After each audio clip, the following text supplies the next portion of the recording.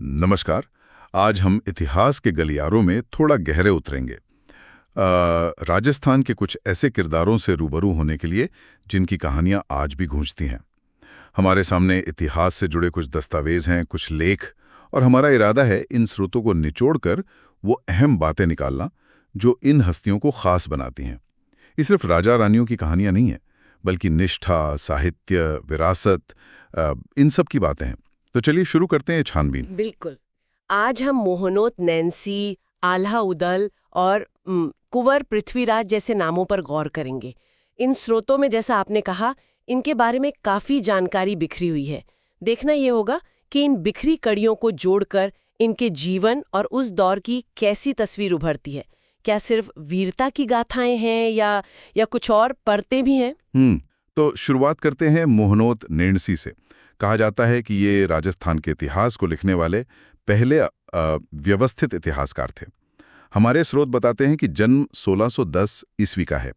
ये नाम इतिहास में इतना वजन क्यों रखता है? क्या खास था? वजन इसलिए कि नैन्सी सिर्फ एक इतिहासकार नहीं थे, वो एक कुशल प्रशासक भी थे।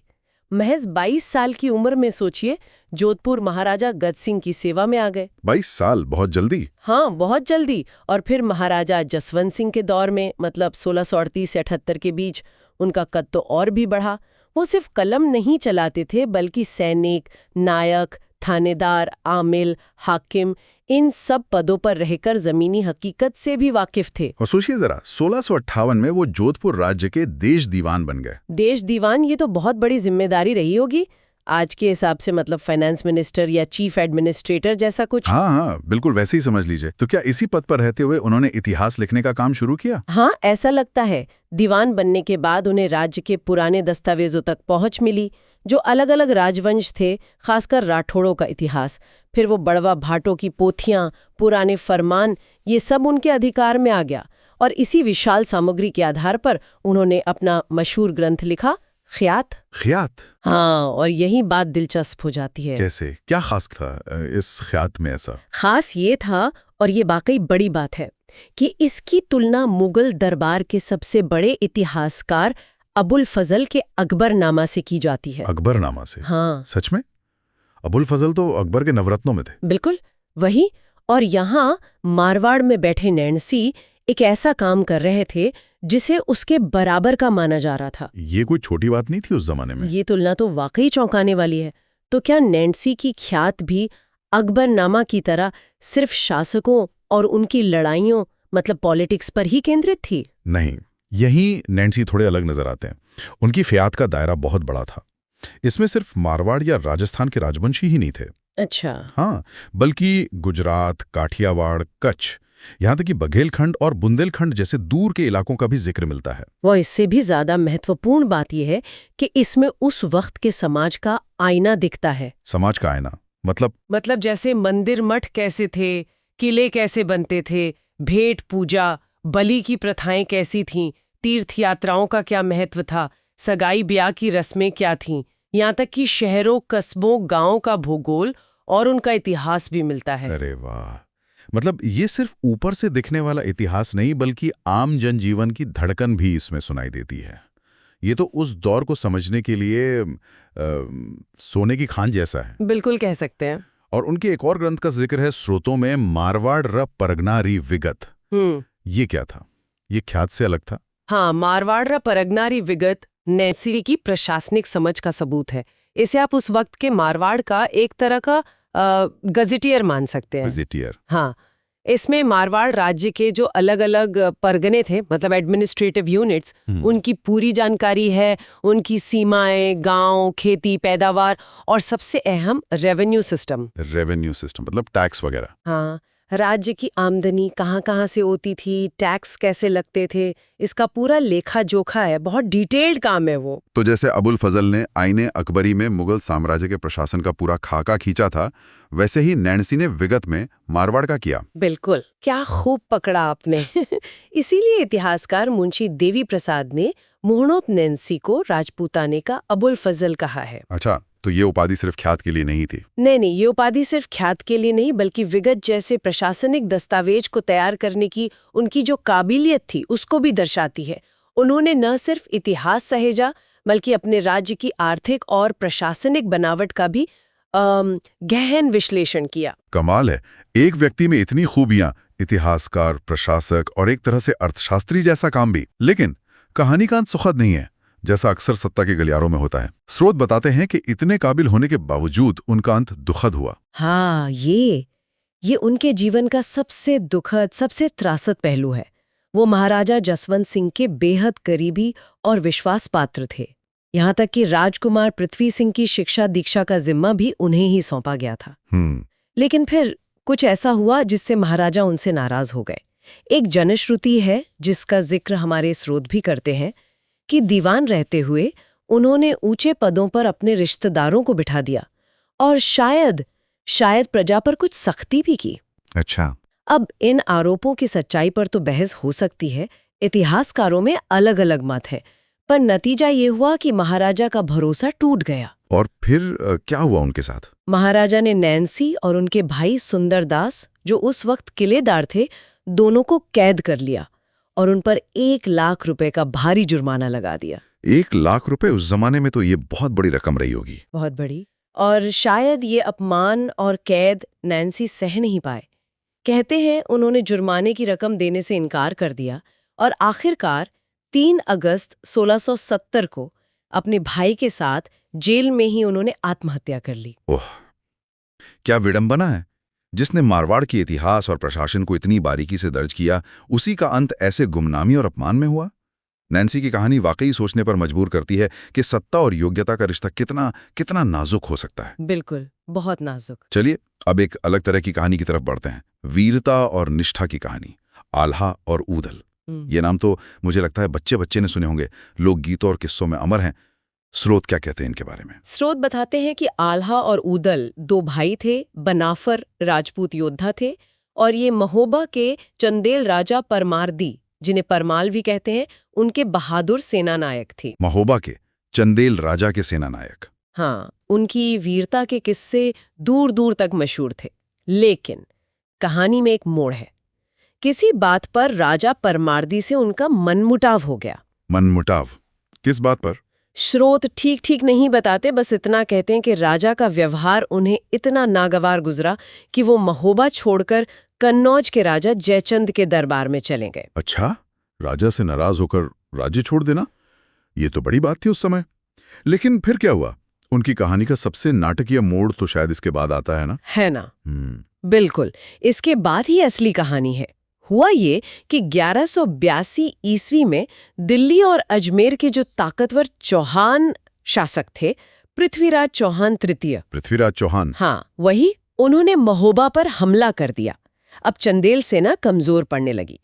ऐसे मुश्किल वक्त में राजा परमार्दी को अपने पुराने सेना नायकों की याद आई, आल्हा और ऊदल की। और क्या वो वापस आए अपने उस राजा के लिए जिसने एक तरह से उन्हें जाने पर मजबूर किया था? यही तो उनकी कहानी का सार है। जैसे ही उन्हें पता चला कि उनकी मातृभूमि महोबा उस पर संकट है, वो अपनी सारी नाराजगी भूलकर कन्नौज से वापस महोबा आ गए। कमाल है। ये व्यक्तिगत मान अपमान से ऊपर उठकर अपनी धरती के प्रति उनकी निष्ठा थी। उन्होंने ये नहीं सोचा कि राजा ने उनके साथ क्या किया था, बल्कि ये देखा कि उनकी जरूरत कहाँ है। मातृभूमि की पुकार सुनी उन्होंने। ये तो जबरदस्त वफादारी है। फिर युद्ध का क्या हुआ पृथ्वीराज चौहान के सामने? युद्ध भयंकर हुआ। पृथ्वीराज चौहान की सेना बहुत बड़ी और शक्तिशाली थी। महोबा के पास सिरसागढ़ का मैदान था, वहां लड़ाई हुई।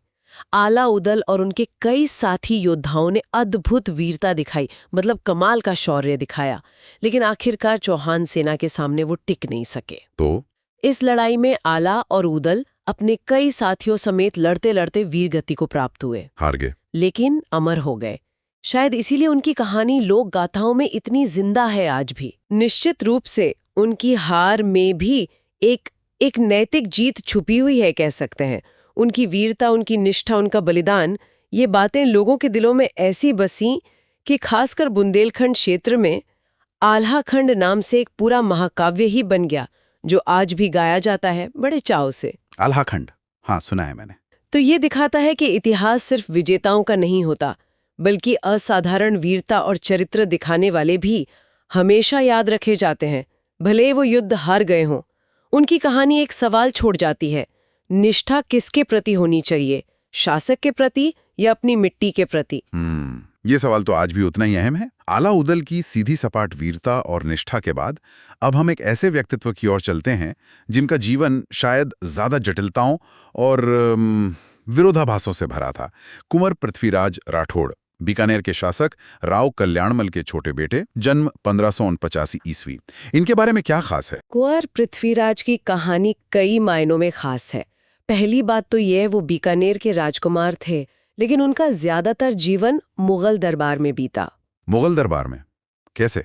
देखिए, 1570 में जब उनके पिता राव कल्याणमल ने नागौर दरबार में अकबर की अधीनता स्वीकार की, जो राजपूताना के इतिहास में एक बड़ा मोड़ था, तब पृथ्वीराज भी मुगल सेवा में आ गए और कहते हैं अकबर उनकी योग्यता से काफी प्रभावित था। योग्यता मतलब सिर्फ एक योद्धा के तौर पर या कुछ और भी? नहीं, यही तो पृथ्वीराज अलग थे। वो वीर योद्धा तो थे ही। उन्होंने 1581 में मिर्जा हाकिम के विद्रोह को दबाने में और फिर 1596 में अहमदनगर की लड़ाइयों में शाही सेना के साथ हिस्सा लिया, जैसा कि स्रोत बताते हैं। अच्छा। लेकिन वो इससे कहीं ज्यादा थे। वो भगवान विष्णु के परम भक्त थे और सबसे बढ़कर एक बहुत ऊंचे दर्जे के कवि थे। उन्हें संस्कृत और डिंगल उस वक्त की राजस्थानी काव्य भाषा थी, उसका गहरा ज्ञान था। एक योद्धा जो कवि भी है और मुगल बादशाह का मनसबदार भी। ये तो बड़ा दिलचस्प कॉम्बिनेशन है। क्या अकबर के दरबार में उनकी पहचान एक कवि के तौर पर ज्यादा थी या योद्धा के तौर पर? लगता है दोनों ही तौर पर। अकबर के दरबारियों में उनका बहुत सम्मान था। कहते हैं अकबर उन्हें प्यार से पीथड़ नाम से पुकारते थे। पीथड़? हाँ, पीथड़। और नैन्सी की ख्यात में ये जिक्र है कि अकबर ने उनकी योग्यता से खुश होकर उन्हें गागरोन का महत्वपूर्ण किला जागीर में दिया था। गागरोन का किला? वो तो काफी स्ट्रैटेजिक लोकेशन है। बिल्कुल। तो जाहिर है अकबर उन्हें सिर्फ कवि नहीं, एक काबिल प्रशासक और योद्धा भी मानता था। लेकिन फिर वो विरोधाभास कहाँ आता है? मतलब मुगल सेवा में रहते हुए, अकबर का कृपा पात्र होते हुए, कहाँ थी वो जटिलता जिसकी बात आप कर रही थी? जटिलता थी उनकी अंदरूनी निष्ठा में। वो तन से मुगल दरबार में थे, अकबर के मनसबदार थे, शाही सेना के लिए लड़ते थे, लेकिन उनका मन, उनकी आत्मा, वो कहीं ना कहीं राजपूती स्वाभिमान और खासकर महाराणा प्रताप के प्रति गहरे सम्मान से जुड़ी थी। महाराणा प्रताप, जो उस वक्त अकबर की सत्ता को चुनौती दे रहे थे। एग्जैक्टली। महाराणा प्रताप उस वक्त अकबर की सत्ता को चुनौती देने वाले सबसे बड़े राजपूत शासक थे और पृथ्वीराज अकबर के दरबार में होते हुए भी मनी मन प्रताप के प्रशंसक थे। हाँ, वो मशहूर किस्सा जो सुनाया जाता है कि अकबर ने पृथ्वीराज को आजमाने के लिए या चिढ़ाने के लिए कहा कि प्रताप अब अधीनता स्वीकार करने वाले हैं, ऐसा कुछ। बिल्कुल, कहानी यही है जिसे कई स्रोत और जनश्रुतियां बयान करती हैं। जब अकबर ने ये बात कही तो पृथ्वीराज को यकीन नहीं हुआ। उन्हें लगा कि प्रताप जैसा स्वाभिमानी योद्धा झुक नहीं सकता। तो उन्होंने अकबर से इजाजत लेकर, कहते हैं कुछ ऐसे ओजस्वी दोहे लिखकर प्रताप के पास भेजे जो सोए हुए शेर को जगा दें। वो एक तरह से पूछना चाहते थे कि क्या वाकई उन्होंने हथियार डाल दिए हैं। और प्रताप का जवाब क्या है? प्रताप का जवाब भी उतना ही शक्तिशाली था, जिसने पृथ्वीराज का सारा शक दूर कर दिया और उन्हें यकीन दिला दिया कि मेवाड़ का सूरज अभी डूबा नहीं है।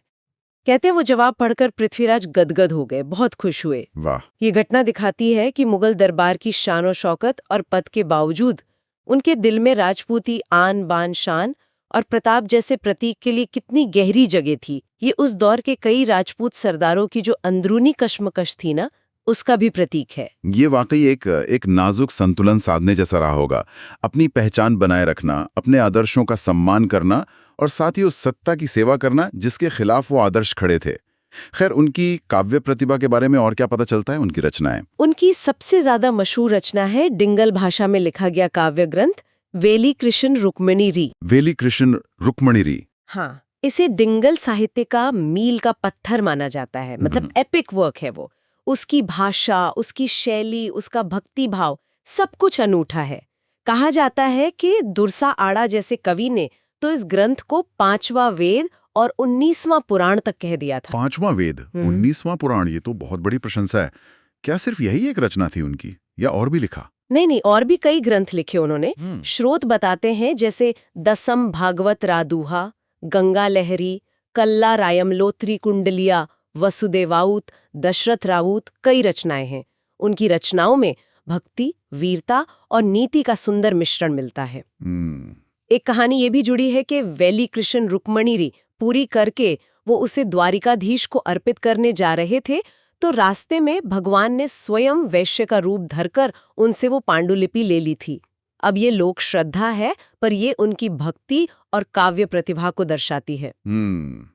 उनकी शख्सियत का वर्णन कर्नल टॉड ने भी किया है ना, राजस्थान के इतिहास पर जिन्होंने लिखा। हाँ, कर्नल जेम्स टॉड, वो पृथ्वीराज से बहुत प्रभावित थे। टॉड ने लिखा है कि पृथ्वीराज अपने समय के सबसे बेहतरीन योद्धाओं में से एक थे और उन्होंने पृथ्वीराज की तुलना पश्चिमी यूरोप के मध्यकालीन ट्रूबेडोर से की। ट्रूबेडोर, ये क्या होता है? मतलब क्या था टॉड का? ट्रूबेडोर मध्यकालीन यूरोप के वो गायक कवि होते थे जो अक्सर शूरवीरों के प्रेम और वीरता के गीत गाते थे, जगह जगह घूमते थे और कई बार खुद भी योद्धा होते थे। तो टॉड का मतलब था कि पृथ्वीराज भी कुछ वैसे ही थे। वो अपनी ओजस्वी कविताओं से लोगों में जोश भर सकते थे, किसी मुहिम को आगे बढ़ा सकते थे और जरूरत पड़ने पर खुद तलवार उठाकर मैदान में उतर सकते थे। अच्छा, मतलब कलम और तलवार दोनों के धनी। हाँ बिल्कुल, एक ही व्यक्ति में कलम और तलवार दोनों की ताकत थी। ऐसे विलक्षण प्रतिभा वाले कुंवर पृथ्वीराज की मृत्यु 1600 ईस्वी में हुई। तो आज हमने 3 बहुत अलग अलग किरदारों को देखा।